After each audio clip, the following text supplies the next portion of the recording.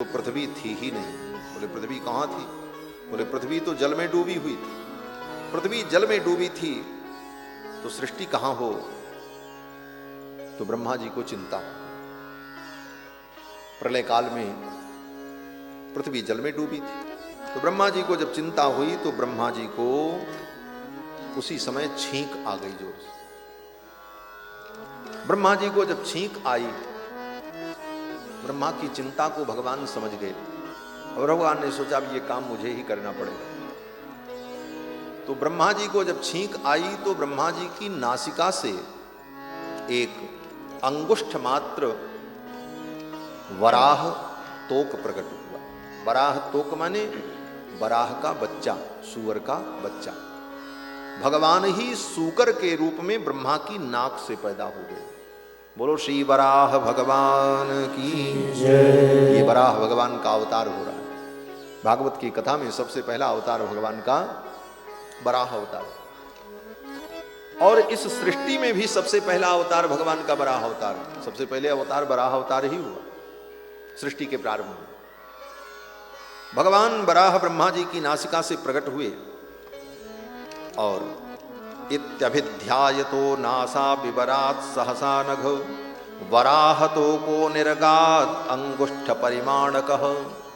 ब्रह्मा जी की नासिका से अंगूठे के बराबर वराह तोक प्रकट हुआ। तस्याभिपश्यतः खस्तः क्षणेन किल भारतो गजमात्र प्रवृद्धे तदद्भुतमभून् महत्। ब्रह्मा जी ने देखा, और जब ब्रह्मा जी ने देखा तो देखते क्या है कि वो इतना बड़ा अंगुष्ठ मात्र वराह तो देखते देखते हाथी के बराबर हो गए और उसी अनुपात में वो बढ़ने लगा। ब्रह्मा जी समझ गए ये साधारण कोई वराह नहीं, ये स्वयं भगवान है। और फिर ब्रह्मा जी ने भगवान की स्तुति की। निशम्यते घर घरितम स्वखेद क्षयिष्णु मायामय सूकरस्य। हे प्रभो, आप अपनी माया के द्वारा सूकर रूप धारण करके प्रकट हुए हैं। और भगवान वराह जब प्रकट हुए तो भगवान वराह घरघराने लगे। सूअर कभी गुड़गुड़ाता है ना, उसी प्रकार भगवान घरघराने लगे। और भगवान की उस घरघराहट को सुन करके ब्रह्मा जी प्रसन्न हो गए। निशम्यते घर घरितम, ब्रह्मा जी ने उनके भगवान के घर घर घोष को सुना। जनस्तपस्सत्य निवासिनस्ते त्रिभिः पवित्रैर्मुनयो गृणन् स्म। ब्रह्म श्री वराह भगवान के घुरघुराहट को तीनों लोकों के लोगों ने, ऋषियों ने सुना और प्रजापतियों ने सुना और सब ने भगवान की स्तुति की। और स्तुति करते हुए ऋषि लोग कहते हैं जितम जितम ते जित यज्ञ भावन त्रयीं तनुम स्वाम परिधुन्वते नमः। हे भगवान, आप त्रयीमय हैं। त्रयीमय माने वेदमय। वेद को त्रयी कहा जाता है। त्रयी माने तीन, ऋक यजुः साम। ऋक यजुः साम तीनों को मिलाकर के वेद है, इसीलिए वेद का एक नाम है त्रयी। ऋषियों ने स्तुति करते हुए कहा हे भगवान, आप त्रयीमय हैं, आप वेदमय हैं। यज्ञ आपका स्वरूप है।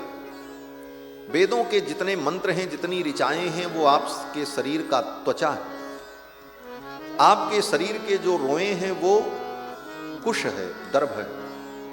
जो कुश पहनते हैं हाथ में पूजा के समय में, पवित्री पूजा में प्रयोग करते हैं, वो वराह भगवान के शरीर का रोम है।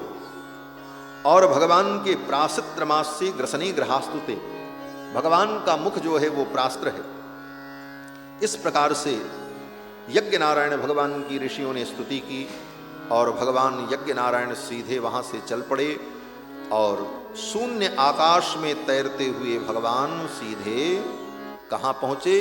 बोले जल के अंदर, जहां पर वो पृथ्वी डूबी थी।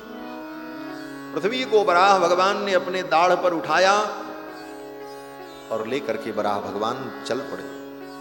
जब चल पड़े तो पिछले कल्प का, पिछली सृष्टि का हिरण्याक्ष नाम का असुर वहीं जल में था। उसने कहा अरे अय सूकर, चोर के समान मेरी पृथ्वी को लेकर के तू कहां जा रहा?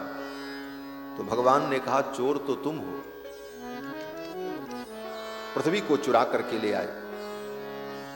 तो उस हिरण्याक्ष ने कहा अरे तुम्हारे जैसे जंगली सूअर को तो मैं ढूंढता ही रहता हूं। तो भगवान बराह ने कहा, भगवान ने भी उसी लहजे में जवाब दिया। भगवान ने कहा, सत्यम वयम भो वनगोचरा मृगाः, सत्य कहते हो तुम, मैं जंगली सूकर हूं, लेकिन तुम्हारे जैसे ग्राम सिंहों को मैं भी ढूंढता रहता हूं, तुम्हारे जैसे ग्राम सिंहों को मैं भी ढूंढता रहता हूं। भगवान ने कहा, युष्मत् विधान मृगये ग्राम सिंहान। ग्राम सिंह माने कुत्ता, कुत्ते को ग्राम सिंह कहते हैं संस्कृत में। वो गांव का शेर होता है, अपने मोहल्ले में खूब भौंकता है, दूसरे मोहल्ले में जाए तो पूंछ दबा करके भागता है। तो कुत्ते को गांव का सिंह कहते हैं। बोले अपने गांव में शेर बना रहता है, दूसरे गांव में नहीं शेर बनता। ये संस्कृत भाषा में गाली भी किसी को दी जाती है तो कितने परिमार्जित शब्दों में। सामान्यतया लोग किसी को गाली दे देते हैं, ये कुत्ता है, लेकिन संस्कृत में भी कहते तो सीधे कुत्ता नहीं, ग्राम सिंहा, ग्राम सिंह। भगवान ने कहा, रे तुम्हारे जैसे ग्राम सिंहों को तो मैं ढूंढता। संस्कृत में किसी को मूर्ख कहना हो तो सीधे मूर्ख नहीं कहते, बालोसी, तुम बालक हो। बालक माने मूर्ख। क्यों? बोले बालक को कुछ पता नहीं होता, उसी तरह मूर्ख को भी कुछ पता नहीं होता। तो किसी को मूर्ख कहना हो तो डायरेक्ट मूर्ख ना कह करके कह दें बालोसी, तुम बालक हो, बुरा भी नहीं लगेगा, कह दिया। यही ना संस्कार संपन्न भाषा है संस्कृत भाषा, देव भाषा है। तो क्योंकि इसमें गाली के शब्द ही नहीं है। हमारा दुनिया में जितनी गंदी गालियां लोग देते हैं अपनी अपनी भाषाओं में, सब भाषाओं में गाली को व्यक्त करने के लिए शब्द हैं, लेकिन संस्कृत भाषा में ऐसे कोई शब्द नहीं। क्यों? बोले ये संस्कार संपन्न भाषा है, यही एक ऐसी भाषा है जिस भाषा में गाली के कोई शब्द ही नहीं। अगर देने की कोई स्थिति भी पैदा हो तो व्यक्ति क्या कहता? बोले तुम अज्ञानी हो, तुम मूर्ख हो, तुम धूर्त हो, तुम कपटी हो, ऐसे शब्दों का प्रयोग हो सकता है, लेकिन कोई भयंकर गाली का प्रयोग, अपशब्द का प्रयोग संस्कृत में नहीं होता। ये संस्कार संपन्न भाषा है। फिर तो भगवान ने कहा कि तुम्हारे जैसे गांव के सिंहों को मैं ढूंढता रहता हूं। उसने कहा, बातें मत करो, आओ मुझसे युद्ध करो। भगवान वराह ने हिरण्याक्ष के साथ युद्ध किया और उस युद्ध में भगवान वराह ने हिरण्याक्ष को एक थप्पड़ मारा। बस एक थप्पड़ मारा, उतने में ही हिरण्याक्ष की मृत्यु हो गई। सुखदेव जी कहते हैं कि करेण कर्ण मूले हन, करेण अपने हाथ से, कर्ण मूले हन, इस कान के मूल पर, कनपटे पर भगवान ने एक थप्पड़ मारा। करेण कर्ण मूले हन यथा त्वाष्ट्रम मरुत्पति ही, और एक थप्पड़ में ही वो चक्कर खा करके हिरण्याक्ष गिर पड़ा। हमारे पूज्य स्वामी जी महाराज कहते थे, आजकल एक कला है जिसको लोग कहते हैं कराटे, जूडो कराटे का नाम सुना हो? तो कराटे का मतलब क्या? बोले हाथ से ही व्यक्ति को मार डाले, वो मारने की कला।